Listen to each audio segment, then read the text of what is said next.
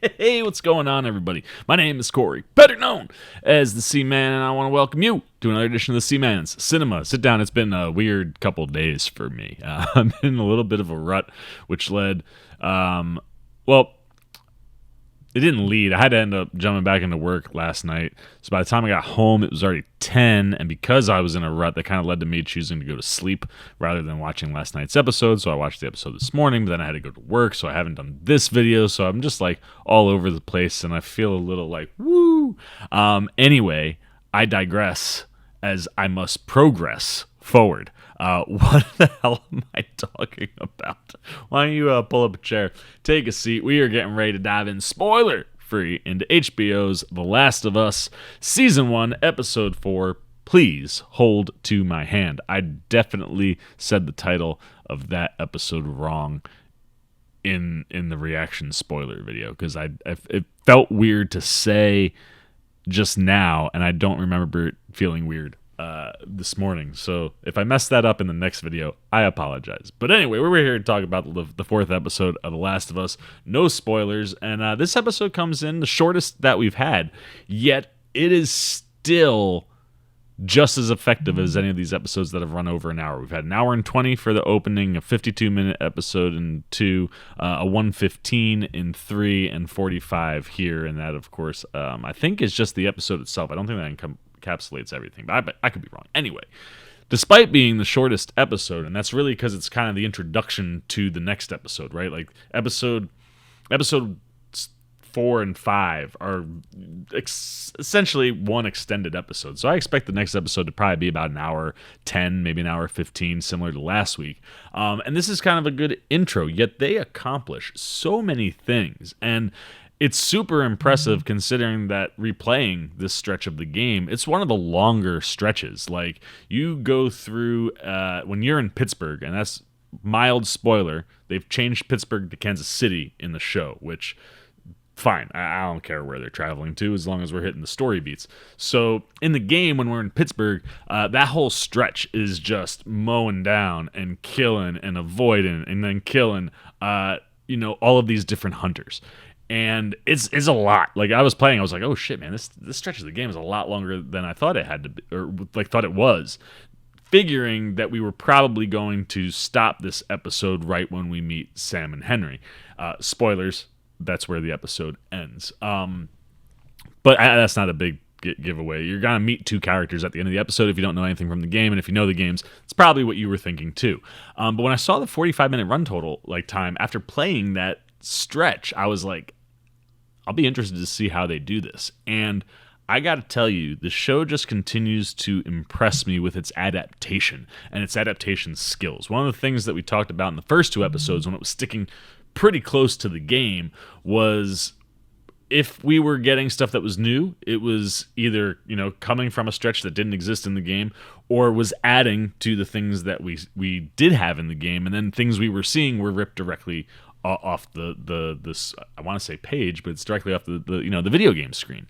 And this episode does a really good job of doing what those first two episodes did, which was taking longer stretches of game where you're just killing lots of zombies over and over and over again, or lots of humans over and over and over again, and consolidating that stretch or piece that they're looking at into a 5 or 10 minute stretch, right? Like, we run into 2, maybe 3 clickers instead of 18, but you are able to accomplish all the same things.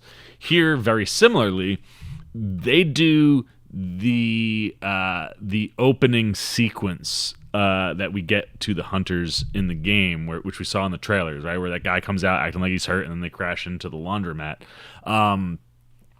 Like, they do that phenomenally. I mean, it's almost verbatim the same as it is in the game.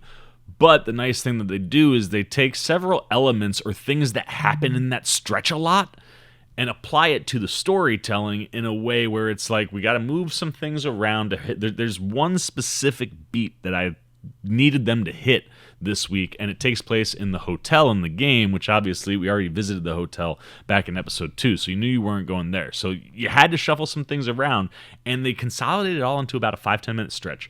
And it's marvelous because it accomplishes everything that the game does, from how you feel to the emotions and character development that are going on for Joel and Ellie, to just physically some of the things are just spot on, and you're able to accomplish a lot of storytelling and things in a prolonged stretch of game because of gameplay, into a spot where it's like, boom, we're going to do all this right here, and we're introducing you to the next thing. That's the thing that I really am enjoying about the show, is you're introduced to the pandemic breakout and, the runners right away. Then we get introduced to the clickers. Then we have, this story that some people kind of tell you, like, this feels like filler because it's not Joel and Ellie and it's not really doing it. Last week's episode does a lot of foundational building for both Joel and Ellie's characters, and specifically for bringing those characters together, which is exactly what that stretch of the game does. So for me, I love what they do last week. But when you're looking at the Joel and Ellie stuff in particular, you're coming into this episode now going back to adapting things, but just putting it in a spot where it's like, I'm going to achieve what we do in this stretch so that we can do other things. And that's the thing that really I love about this episode, is why there are lots of things from the game that you're going to get, or moments or scenarios. One scenario that involves a guy, like one of the hunters interacting with Joel and Ellie, was like a moment I didn't think we would ever get, or a moment that I thought you'd pull as an Easter egg. And when they dropped it, I was like, dude. Meanwhile, at other points, they pull direct Easter eggs right from the game that you would hope that they would do. And that stuff works really great, but it allows you then in the episode to be like, cool, we're not going to take up a half hour doing this thing where Joel and Ellie have to keep taking all these people out. Let's actually go and shift perspective a little bit and meet some of these people. And in the game, you're talking about, NPCs, non-playable characters. And, I said this you will hear it when I do my reactions, but watching the episode, I was like, these are people in the game that have faces, but they're nameless. We don't care who they are. They're just in our way. They're obstacles that you have to mow down. But if you show a little bit of that story, you can understand some elements. I think at the end of the day, one of the things that sucks is, like, this zombie outbreak happens. How come humanity doesn't come together to stop it? Instead, everybody is just fend for yourselves, and the world turns to terrible things. Specifically when you look at like what Fedra starts doing, so that leads to people rising up, but then those people are very similar in what they're doing to what Fedra was doing, and this is something that Mason and Druckmann talk about in the inside the episode.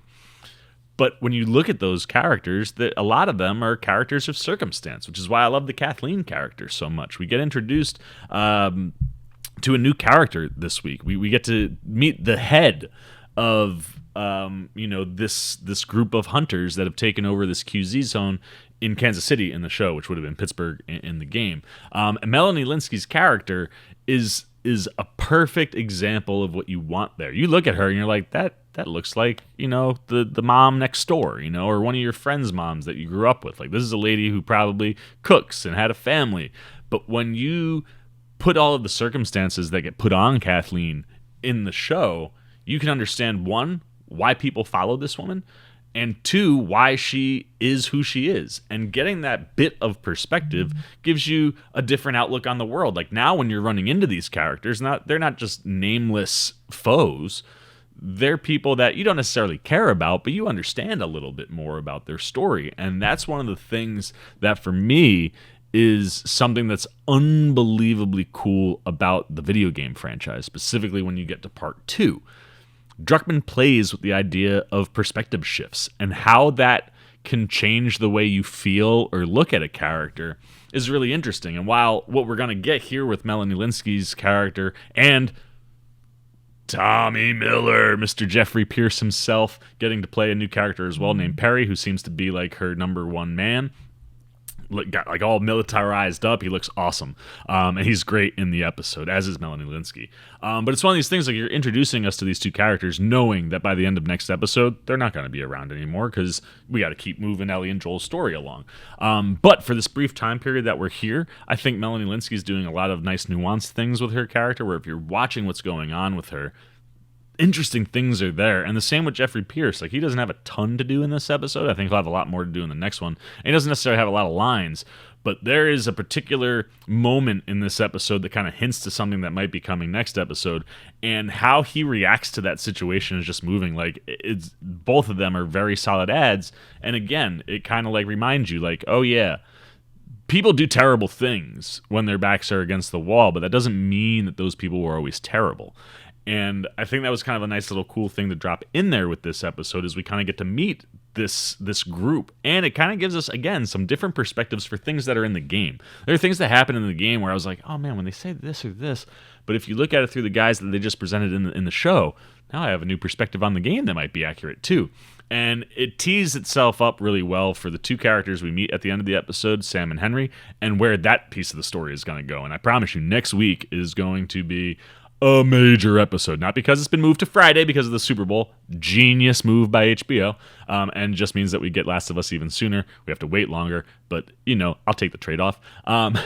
But like the image that they put on that announcement is the bloater. So that is one particular huge thing about next week. But from a character and story standpoint, like, while I think this episode does some huge things for Joel and Ellie, next episode, what it'll do for the two of them as well as individuals, oh man, next week is going to be dope. And this episode tees all that stuff up perfectly. What this episode is doing the rest of the time, giving us really good character development and relationship development between Ellie and Joel. And what we get from Pedro Pascal and Bella Ramsey this episode is phenomenal stuff. There is something that's introduced in this stretch of the game for you gamers that is something that I think is a bonding agent for these characters, and that gets utilized here perfectly to kind of show the door, mostly for Joel to opening up. And one of the things that we talked about last episode was kind of seeing Ellie not pining, but trying to win Joel over, because she knows this guy is the way that I survive and get to wherever we're going, and I don't want this to be a shitty experience. I'm a 14-year-old kid. I'm genuinely terrified. And you want to kind of be able to have this guy fill this role for you, while Joel is in the complete opposite realm, right? Like, I'm not trying to relive the trauma of my daughter. And last week's episode is really the thing that needed to get accomplished from a storytelling perspective, is moving those characters into a spot where Ellie can start becoming more than just a theoretical, like, stand-in daughter or somebody that Joel looks at as Sarah. And Joel is starting to open himself up, and we get to see a little bit of that in this episode, and it's super, super critical, because this is, like, that bond is what makes that game so good. And wow, we can see the chemistry between the two just being on screen together, starting to see the bond happening. Like, that's that special ingredient where you're like, yes, you're hit. I knew you would, but now that I'm seeing it, I can't wait to see where we go next. And just the way the two move throughout the episode, what this episode means to them, specifically Bella Ramsey's Ellie, like what goes on with Ellie in that opening laundromat sequence, and how they adapt that stretch of the game into that short time window. Very powerful stuff from her. And just in general, like, when we get time to sit and talk with these two, you're starting to see it come around. And like I said, by the time we get to the end of the next episode, and by the time we get to where Tommy and everybody is, these two are going to have a much different relationship, and kind of seeing the blossoms of that start to happen here is super exciting and really, really fun. The other thing for us gamer fans, we do get the beginning of the episode, which is kind of like the end of the Bill and Frank story, where they're driving in the truck, and Ellie's looking at some things, and then she finds that whole bit almost verbatim, word for word, shot for shot. It was phenomenal. So if you want to get excited about something and you haven't seen the episode yet and you've played the game, get excited, because they do that thing, and it is absolutely wonderful. But for me, that's all I got, man. So let's get the Sea Maniacs up. Like I said, I think this is another terrific episode. From an adaptation standpoint, it's absolutely a 5.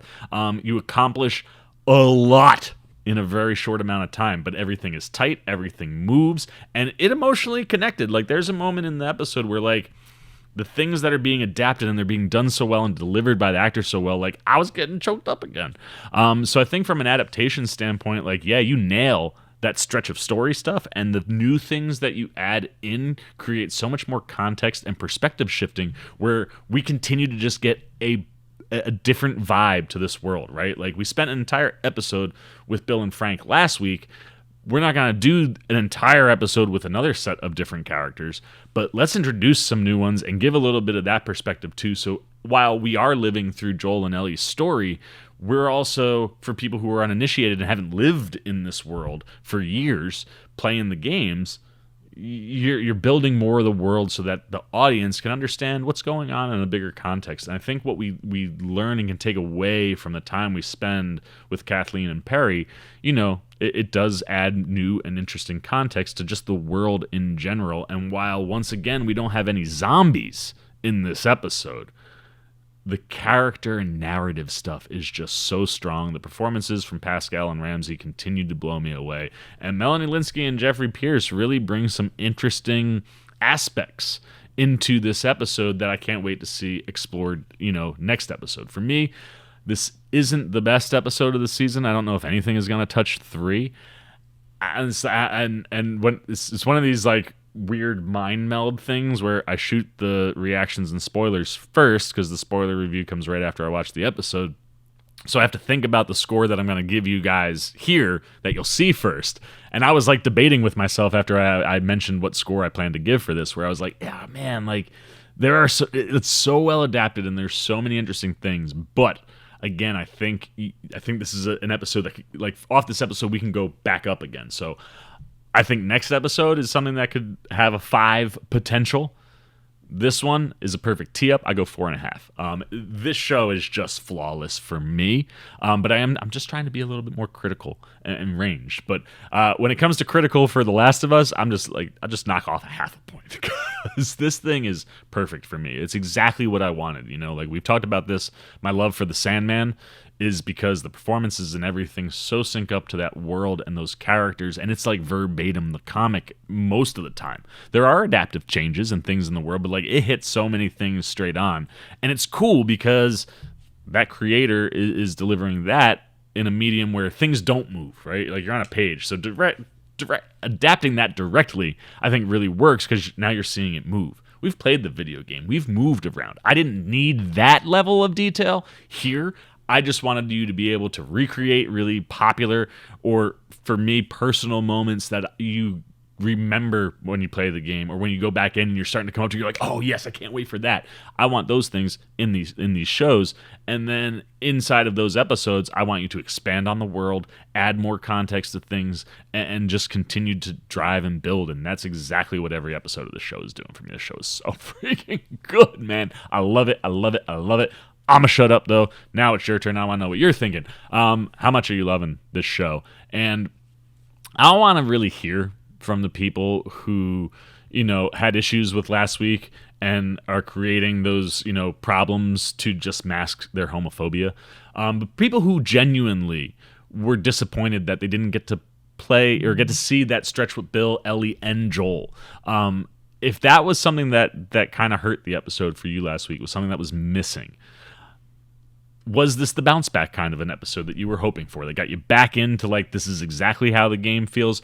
How did you feel about the consolidation, and how well do you think they executed the emotions and the story beats that you have to get out of that stretch into that tiny little bit in the laundromat? And then when you add all of the new things that are here, the perspective shifts, like I said, if you've played the game, that should be familiar to you coming out of part 2. So to see it here, do you think that Kathleen is an interesting character? Does that character add anything for you? What do you think of Linsky's performance? How happy were you about seeing Jeffrey Pierce?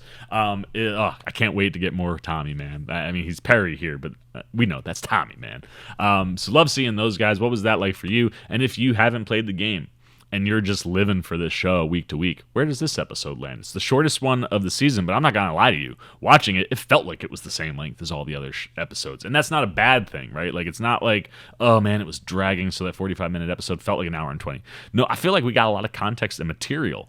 And story-wise, like, I feel like I'm taking away just as much. So was that the same for you? Where are you landing on the show in general? How did this episode work? Good, bad, indifferent on The Last of Us, Season 1, Episode 4, titled, get it up right, Please Hold to My Hand. what are you thinking about Joel and Ellie? All of that stuff, leave it down below in the comment section. I look forward to talking to you down there. As always, if you enjoyed this video, please give me a thumbs up. And if you're new, you want to come hang out with the C-Man every week, you'll get the non-spoiler and the reactions a little earlier this week because the episode comes out on Friday for HBO Max subscribers. And then I think it'll run on HBO on Sunday, but like, who's trying to compete with the Super Bowl? Come on. So I think that's genius. So you get a little bit new, earlier content that side. So if you're excited about that, you want to be here for those things, you haven't shown a little love and support yet, and you'd like to do that for the old C-Man, well, hey, come join C-Maniac Nation, man. It's super easy. All you got to do, jump over there, hit that subscribe button, hit that little bell if you want those alerts, and until next time, for the C-Mans, Cinema Sit Down, I've been the C-Man. I'm signing off. Peace. Oh, you guys are still here. You snuck up on me. You must be looking for more of this guy. Well, I got 2 video options for you, man. Right up here and right over here. And if you want all those C-Man goodies, well, hey, come join the squad right on over there, and I'll catch you on the next one.